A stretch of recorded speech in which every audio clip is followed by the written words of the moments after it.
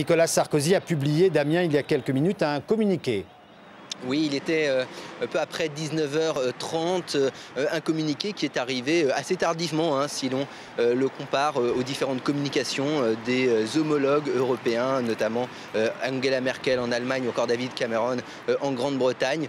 Dans ce communiqué publié par la présidence de la République, eh bien, la France rend hommage à cette décision du peuple égyptien de faire cette marche vers la démocratie. Paris qui appelle à l'établissement d'une institution démocratique issue d'élections libres et transparentes. Paris qui aussi réitère son appel à ce que cette transition démocratique se passe sans violence. Alors voilà, il faut noter que cette réaction arrive après celle de notamment l'Allemagne ou la Grande-Bretagne, peut-être sans doute en raison des liens étroits qui unissent Paris et l'Égypte. Les vacances de François Fillon au Caire ne sont pas si lointaines, c'était à Noël dernier.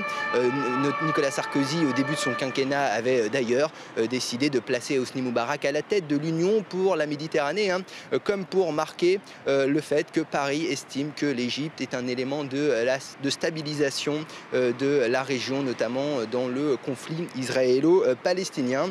Et en fait, on comprend que Paris craint aujourd'hui peut-être une montée en puissance de l'islamisme politique en Égypte qui pourrait mettre à mal cette paix fragile entre Israël et l'Égypte. C'est aussi cette communication tardive de l'Élysée fait dire que le Parti socialiste estime que la France, au contraire des États-Unis, a été totalement absente de cette séquence démocratique de ces 18 jours de révolte du peuple égyptien vers la démocratie.